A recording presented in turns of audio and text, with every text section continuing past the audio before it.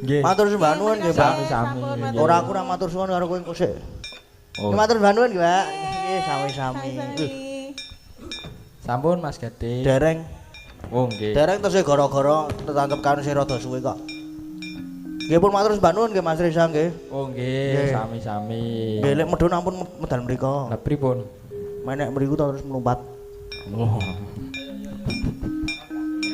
Sampun pareng Mas. Nggih Gading. sampun matur sembah nuwun Mas Reza. Jan perbawane iki. Ayo. Gondo batin. Ya ora ngono kuwi. Ayo ora. Minangkane pamun ta salajengipun nggih menika. Kangen ing ati. Apa nganu sik ndam sari sik? Kangen ing ati sik wae.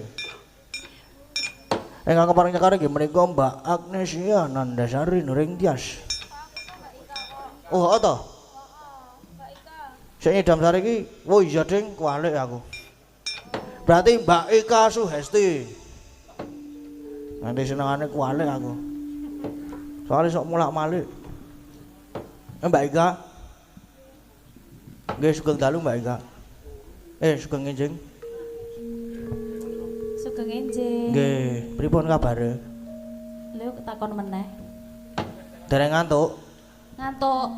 Ngantuk apa? Nggih. Ngopi apa? Ngantuk ya bubuk kok ngopi. Bubuk. Nambah iya. Bagong senengane. Lah.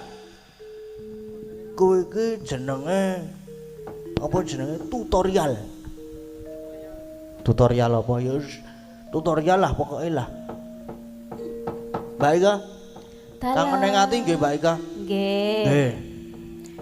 Menika langsung. Langsung mawon mboten napa-napa mungkin. Nggih. Monggo Mbak Ika, kangen ing ati Mbak Ika. Rasa nggo bawa ya. Ya ora usah wis muni langsung kok mau kok. Ya masa tekon meneh. Kok ngono nesu-nesu. Lah mau wis tekon langsung wae ya, ya langsung. Lah kok masan monggo Mbak Ika, rasa nggo bawa ya. Senengake. Ya, wis gong, heeh wis. Sah. Ora maju meneh. Oke. Piye iki wis entek pamundhutane ya iki wis jam 2:30 yan wisan ya. Ayo karo alon-alon teruske laku, Gong. Laku apa? Laku prihatin apa? Lakone iki lho, Gong. Ha iya. Terus ya iki apa jenenge? Wis cukup tak kira iki semene iki. Heeh, ndak. Kok nek kakean ya ora apik. Heeh. Ayo do sebo. Sebo. Heeh. Wah, urung tutuk ya aku, Truk. Ya sebo kuduan. Ya. Kae ndoro-ndoro putra-putra Pandhawa kae ya wis. Malah wis do mlumpuk ning Karang Kadempel kae. Ya awake melu nyaket sowan. Nganggo apa? Wis ngaku playon wae. Oke. Ya ayo.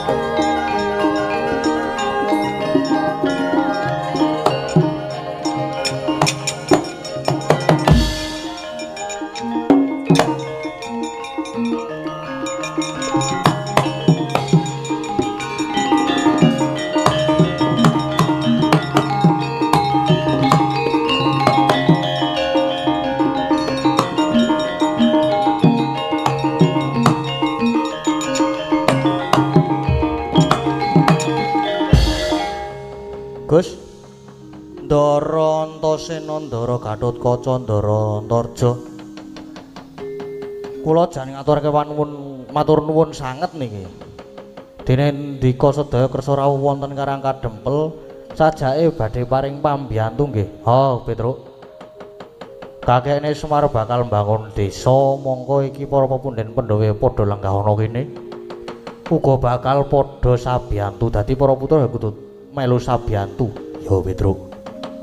Wis salumrayen to para putra Pandhawa uga padha sabiyantu ngelingi kabeh lelabuhane Hyai Semar tumraping negara Ngamarta. Ya Punakawan.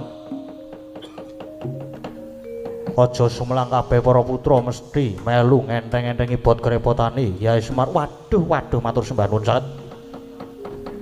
Lajeng kersanipun pripun? Petruk, ya mung ngene. Gegayuhan utama iki wis tak mestine ana pacobane. Mula aku sak sedulur mapan ana kene iki sing baku njaga keslametane Kyai Semar lan kahanan Karang Kadempel. Neng, kowe kabeh ya sing kudu prayitna ati-ati merga saka pandukaku iki mengko bakal ana wujudan sing ora kasat mata. Lho. Ana barang sing ora kasat mata niku pripun, Den? Ya mengkono. Mula Kakang Gatot Kakang Antarja iki ya sing do prayitna waspada tenan lho. Merga iki pancen arep ana laku dom sumuruping banyu kang sumedya mlebutek banyu bening klebu Gareng Petruk Bagong iki ya sing do prayitna tenan nggih, Gus. Gong, hati-hati lho, Gong. Heeh. Nyambut gawe ning aja nganti ngalamun.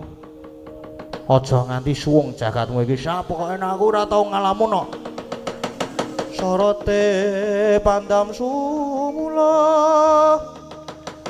amadangi pasarean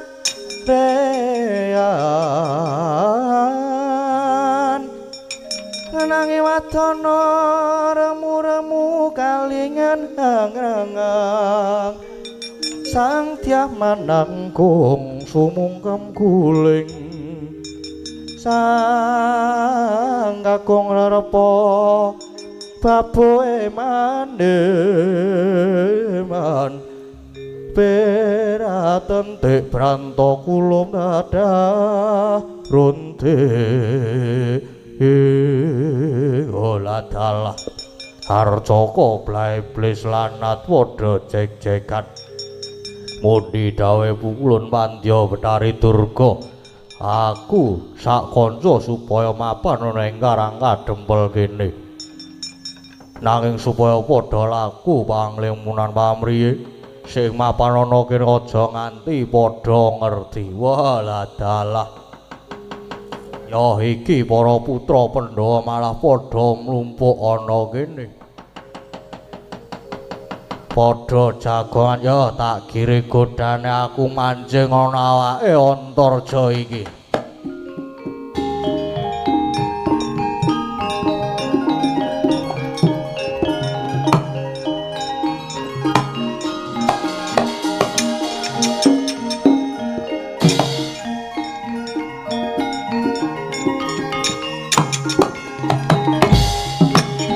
Loh, kowe lah, kae ngomong ae.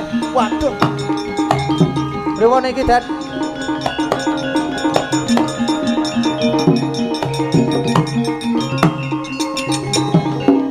Gus, Ndara Antasena.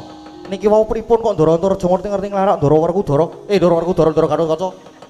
Kanthi kleru, alon-alon terus. Heeh. Aku ki panik kaget e, Gong. Gek nika sajake dijempalani terus. Lah aku morak ya wis kandha. Heeh. Sing do ati-ati tenan ora kena do ngalamun. Lah Kakang Antarja kae mbok menawa mau ki terus ngalamun. Sajake padu karo sing wedok sing nang omahe terus njuk ngalamun kakehan pikiran. Terus kesurupan barang sing ora ketok njur ngerti-ngerti ngajar karo Kakang Gatot. Wah. Gong hati-hati lho, Gong. Heeh, aku ngati-ati nang aku ki. Lah terus niki pripun niki, Den? Ayo wis kae ditututi.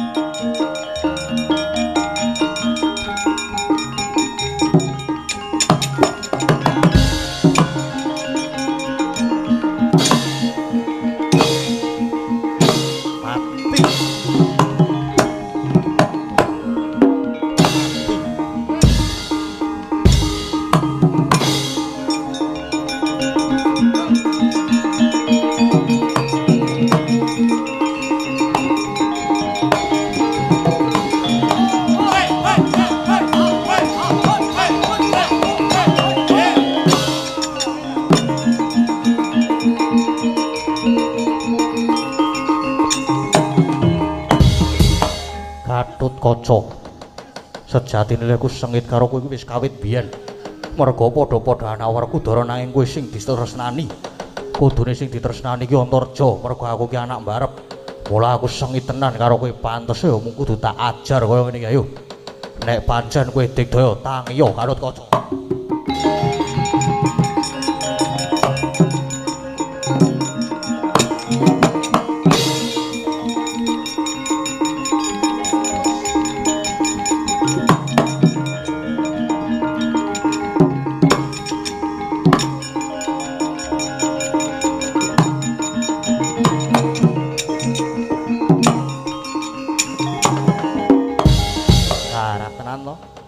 Kakang Antarja kae kasurupan barang sing ora ketok.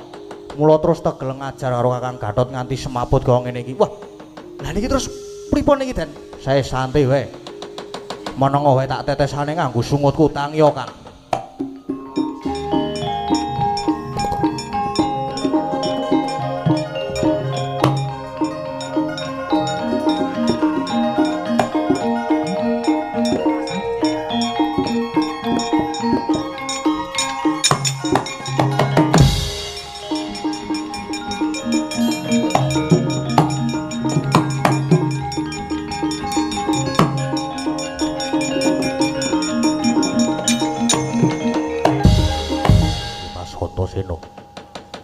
Pun Kakang iki mau kena ngopo ngerti-ngerti kok diajar karo Kakang Antarja. Ayo merga Kakang Antarja iki mau kelebon barang sing ora ketok, mula banjur tega njembalani Kakang Gatot. Wis saiki ngene, Kakang Gatot kuwi duwe daya piandel ya kuwi suket Kalanjana Siti. Wateken niku. Kuwi wateken. Ben iso weruh sing ngeslupi Kakang Antarja kae wis engko nek weruh Kakang Antarja kae genti ajaran wae ya Dimas mati dening aku kowe.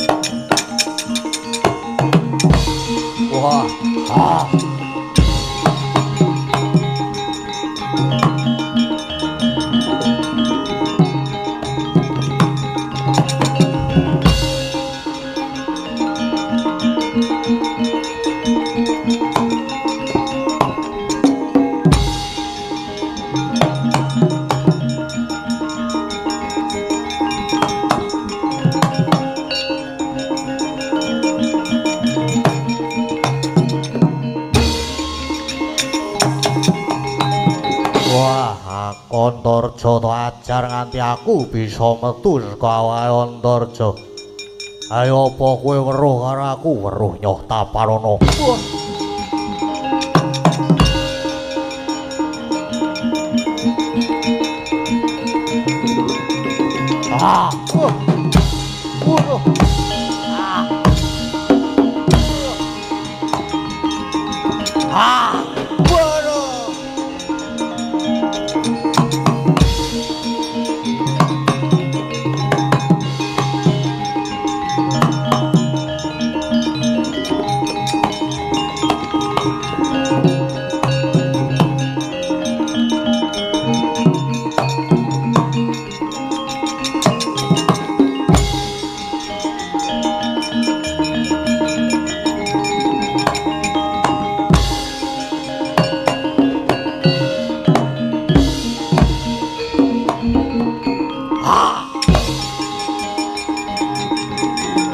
Wah, aku kira iso weruh kowe.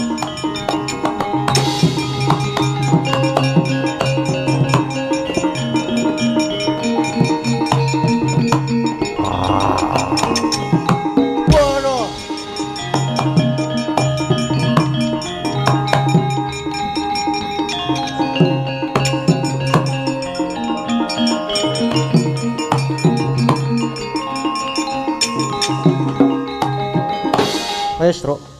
Saka wengiraku iki buta-buta kae mesti do mlayu. Wedi karo awake dhewe ning awake dhewe tetep kudu waspada. Tetep kudu hati-hati wis. Tetep kudu njaga karang kadempel. Sinambi nunggu dawuhe Kyai Semar karo para pepundhen Pandhawa nggih.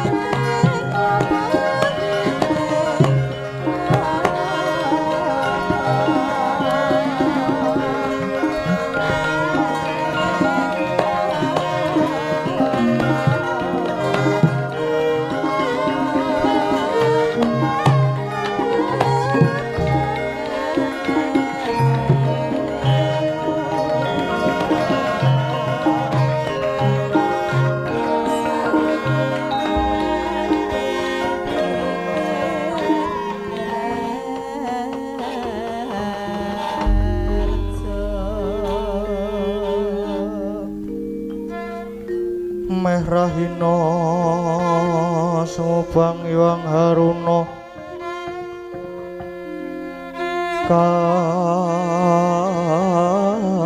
katinetraning anggarapuh sabdaning kukila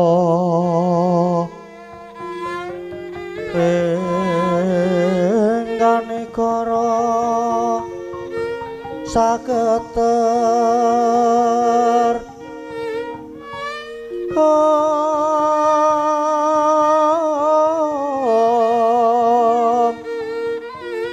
kene tungah engkong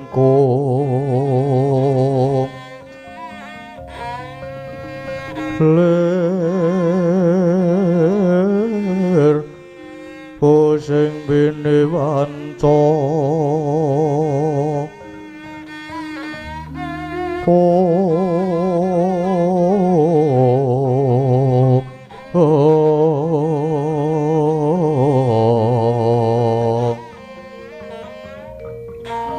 Bapak tokeng ayam wono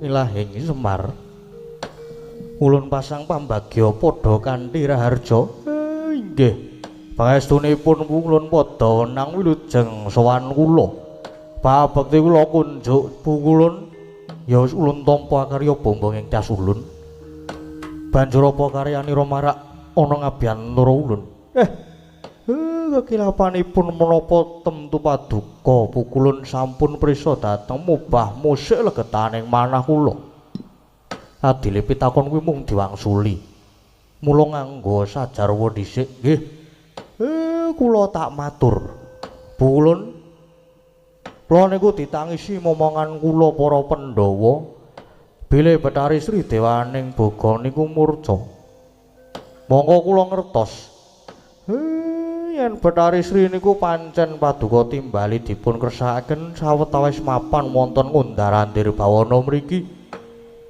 Lah niku jane ingkang dipun kersakaken kados pundi ulun Semar? Bathari Sri ulun timbali ulun kersake sawetara mapan ana ing kayangan ulun iki Saektine ulun mung kepengin ngelingake marang para pendholan kawula ngamarta murih aja nganti singlar ing sesanggeman, aja nganti lali marang bumine. Bumi kang saben-saben wis paring nikmatmu pangat wis samestine kudu dijaga. Merga kasus nyatane bumi uga kalebu sumber panguripan. Mula kudu ngaturke rasa syukur marang Gusti ingkang Maha Agung ketang amung sarwa prasaja para kawula aja nganti lali nggone padha ngadani sedekah bumi. Pinangka tandha rasa syukur lan rasa matur nuwun marang bumi kang wis bisa paring sumber panguripan lumantar wuru wetu. Iku Semar. Inggih. Niku sedaya nggih pun kula aturke kok. Lah yen ngaten samenika kula lajeng nyuwun supados Bathari Sri. Kula nyuwun supados Bathari Sri menika enggal kundur dhateng negari Ngamarta. Slamesaken dhateng para kawula negari Ngamarta, utamane para among tani. Murih saged kinayoman dening Bathari Sri iya Semar. Kaya wis cukup nggon ulun nyoba marang para Pandhawa, Bathari Sri samengko tumuli ulun dawuhi supaya mudhun marcapada maneh ngemongi para pendholan para kawula Ngamarta Semar. Permara reh manguswa yo ngambrang kati karunaning kaswase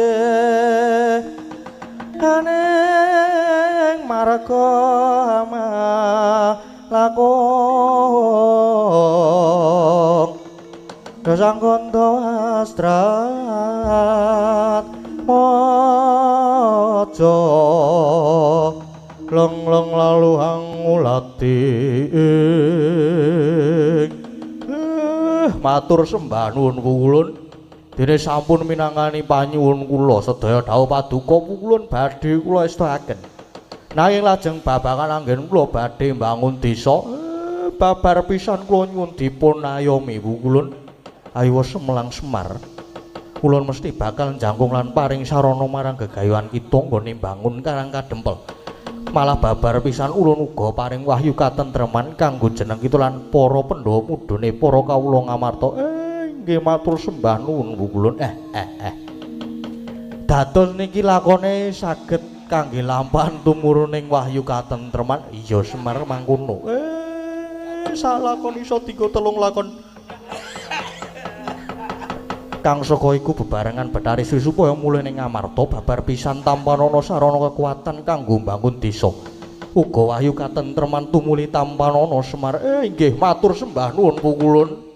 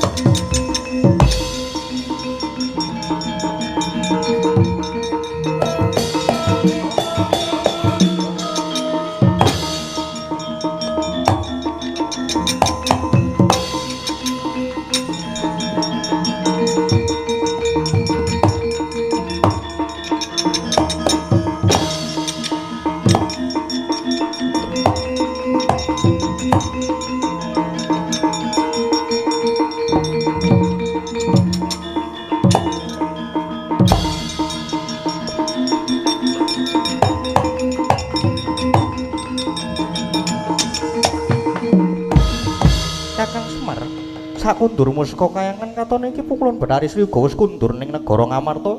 Nggih sampun. Sampun Sri pun mulih. Pun mulih teng negara Ngamarta. Aduh Kakang Semar. matur nuwun banget ya Kakang Semar. Nggih.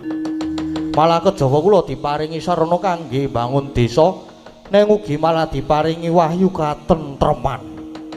Ning ampun kaget. Yen niki kadose wonten pacoban malih.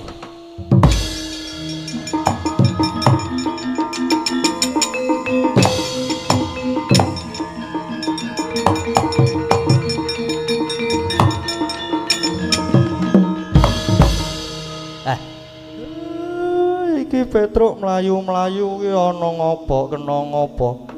Matur-matur ngersani Bapak. Saha ndara-ndara kula. Ndara bayi ndara.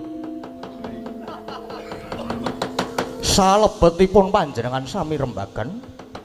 Jawi geger tenan niki amargi Karang Kadempel kedatengan sapa jenenge? Sapa jenenge? Waduh. Kedatengan bungke. Monggo kowe ora digendari meneh. Monggo kowe kuwalat. Aku ki lali, Pak. Kedatengan sapa jenenge? Bathara Kala. Para putra-putra ki mboten wonten ingkang wani methuke. Lah kok ana-ana wae Bathara Kala rene iki ngopo? Sumbar. Sing disumbari ndara-ndara kula Pandhawa. Yen Pandhawa badhe dipun mangsa krana niku jare dadi Sukerta. Tak jakae.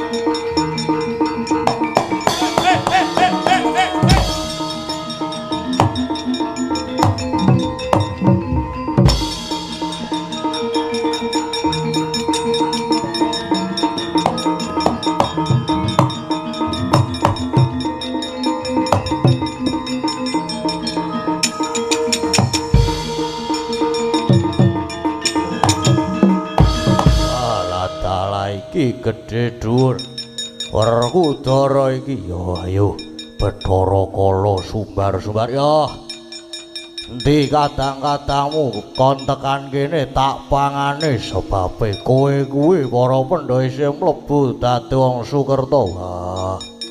Para kage Werkudara panganen Werkudara nek ora tak dupan dhisik gaglak limpamu.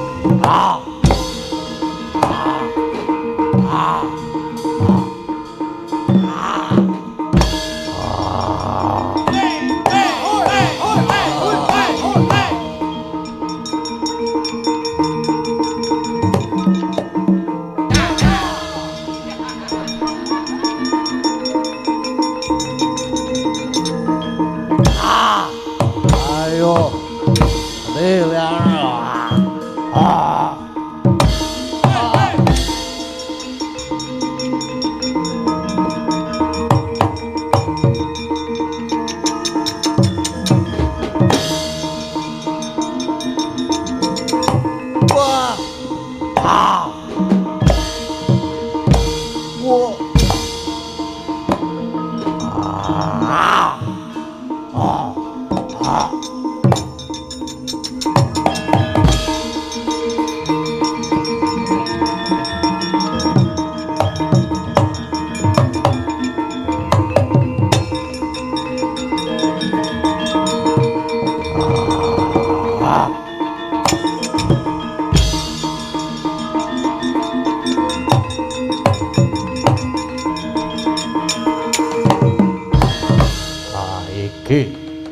Iki pambayune para Pandhawa Prabu Puntadewa. Punta dulur-dulurmu adi-adimu wis tak pangan manjing ana wadukku. Kowe kok malah kaya pasrah arep tak pangan apa kowe ora wedi? Bathara Kala. Pati uripku iki tak pasrahke ana ngersane Hyangmu Agung. Nang yen Bathara Kala dadi jalaran patiku monggo kakean wuwus untal malang. Ah!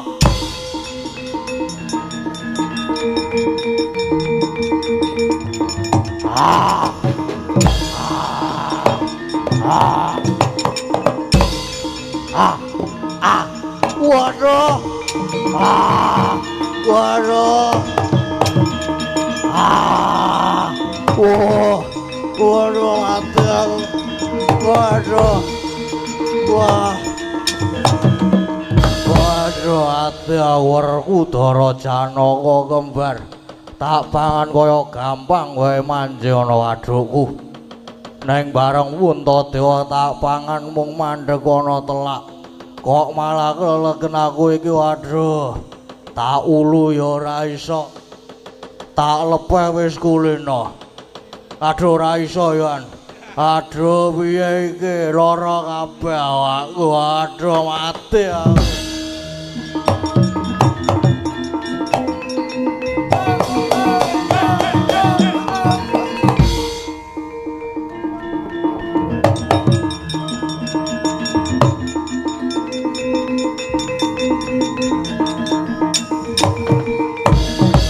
Aduh Yai Semar, aku tulung ana aku nyuwun ngapura. Aku kesiku dening Kang Murbeng dumadi. Dene aku wis mangan para Pandhawaku Dara Janaka lan kembar wis kalu mlebu ana wetengku. Mung kari siji Puntadewa rekane arep tak untal. Neng malah mandheg ana gulu aku dadi kelegen iki waduh tak ulu ya ora iso. Tak lepeh ya ora iso aduh aku tulung ana Kyai. Kowe njaluk ngapura ki merga kowe wis ketaman to. Ya kaya ngono kuwi oleh-olehane wong murka ki kala. Sik Kyai aku ki jane mangan rak ya ora luput to. Ora luput piye? Gage omongo dasarmu ki apa kowe iso muni ora luput ki dasarmu apa? Sing tak pangan ki Pandhawa. Monggo Pandhawa kuwi Sukerta. Pandhawa kok tok anggap Sukerta ki dasarmu ki ya apa? Merga kuwi wong lima lanang kabeh, tur tunggale kabeh. Nek kowe iki durung ngerti iki takon. Merga ngertine iki ya karo takon, dadine karo tiru-tiru, apike karo tumandang. Mula kowe kelelegan merga lehmu mangan ki kleru. Rumangsamu Pandhawa ki Sukerta. Kowe tak kandhani ya. Sing diarani Pandhawa Sukerta ki ngene. Umpamane aku duwe bojo, banjur duwe anak cacah 5 lanang kabeh. Kuwi diarani Sukerta. Lah yen Pandhawa Puntawerku Dara Janaka kembar kae dudu Sukerta. Merga kae mbokne ki loro. Goblokmu ki ngethek. Puntadewa werku Dara Janaka ki anake Kunthi. Nek nang kula Sedewa ki anake Madrim. Kok terus tok arane Pandhawa 5 Sukerta ki? Jane utekmu ning dengkul ye. Mula kowe nganti kelelegan ki merga kowe iki ngawur. Ngerti nek ri kok mbok untal. Lah iya lara. Aduh mati aku.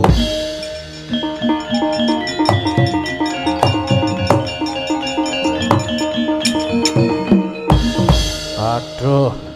Kyai aku luput aku tulungono. Kala. Kowe mbiyen tau dielingi karo bapakmu ya Bathara Guru to? Kowe kena mangan Sukerta nanging wanti-wanti sapa sing iso maca tulisan ana ing bathukmu, sing ana telakmu, sing ana dadamu, sing ana gigirmu kuwi Singkirana. Ya apa ora? Ya, Yai. Yen ngono aku nyuwun tulung mbok wedarke lan mbok wacake babar pisan, Yai. Wacake piye? Tulisan sing ana bathukmu, sing ana telakmu, dadamu, gigirmu kuwi mbiyen wis tau diwacake karo Ki Dalang Kandabana to. Kala.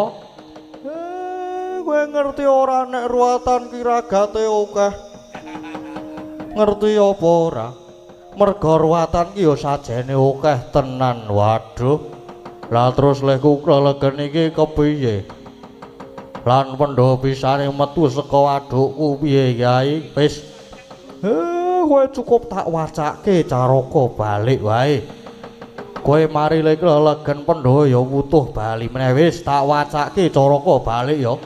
Ngatha Bagama Nyaya Jadapa Lawasatadha Karacanaha. Aduh Kyai.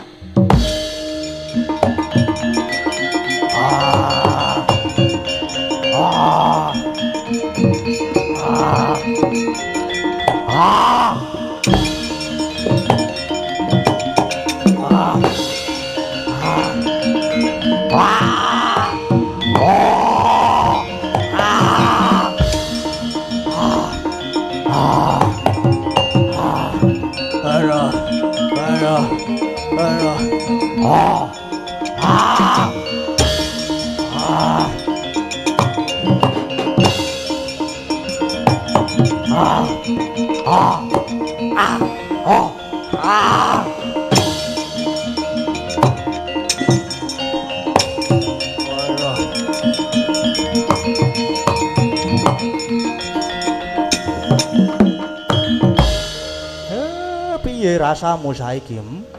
Bareng pendho wis mbok lepeh kepiye saiki? Ya kepenak rasane. Aduh Kyai aku wis kapok tenan. Ora arep mangan Pandhawa sepisan maneh. Aku nyuwun ngapura ya Kyai. Wis aku tak bali ya Kyai. Ya wis kono bali janji baleni meneh aja takon dosa.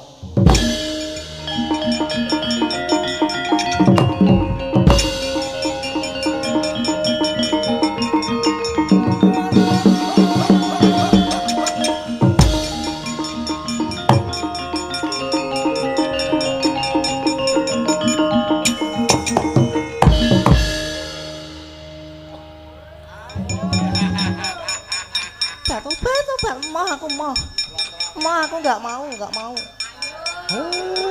Durga. Tenan apa ora? Mesti kala ki ditumbani karo tuwekane. Iya ora? Durga karone iki. Kowe iki ya ngopo saben-saben aku duwe gegayuhan kok mesti tok ganggu? Meri kowe srik karo aku. Ayo bali. Ayo bali. Batu, Bang. Emah aku nek ngono kuwi emah. Batu, Bang. Emah aku emah lho aku. Batu, Bang. Emah Kakang Semar. Kowe gaweane senengane iki ganggu. Ganggu leku duwe gawe. Senengane. Kowe gelem bali apa ora?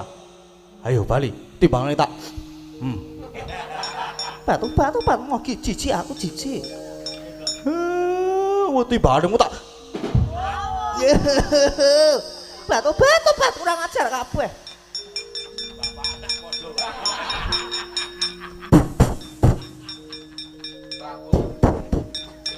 Apa ya iki ya? Apa ya? Gong, kowe le mudut ki piye ana bakone nggon lambe iki? Tobat wegah aku, wegah. Wegah. Ayo bali mulih. Mulih wadya balamu dijak bali kabeh. Tobat wegah aku nek ngene iki carane wegah. Monggo aku diseneni. Diseneni karo simak.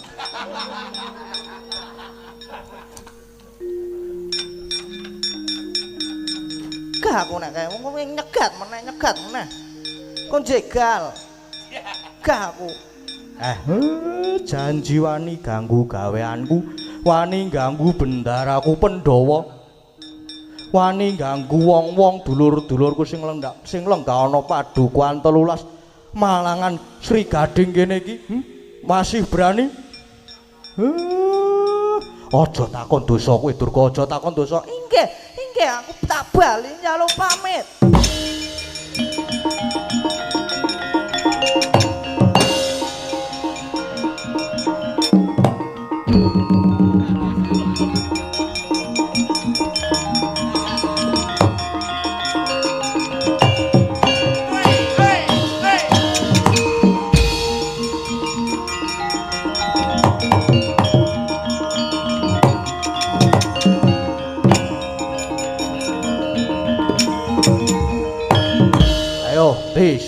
Ki Semar ning kene. Bro. Mati ya. Waduh.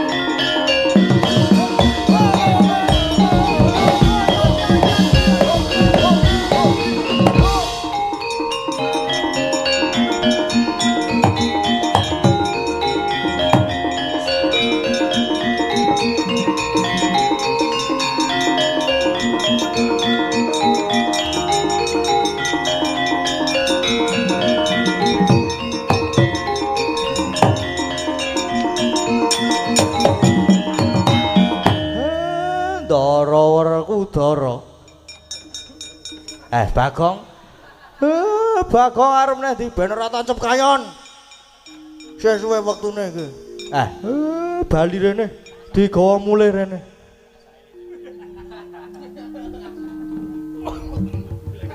Kowe ngopo iki, Kang? Mbok diresiki isih jijiki.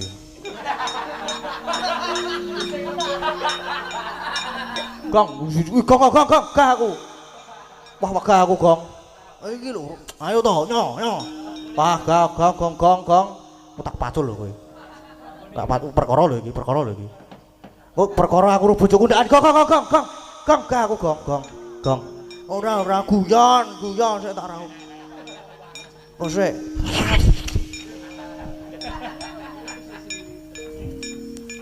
Ngono lah apik, Gong. Heeh ya. Wis meneng wae kowe. Oke, tak meneng aku. Hau. Punten niki lampane pun paripurna sing disuwun saged ambabar kanugrahan agung utaminipun dhateng warga ing padukuan 13 Malangan Sri Gading kene mriki mugi tansah jinangkung binerkahan Gusti tansah pinaringan kabagas warasan lumintu rezekinipun rahayu dara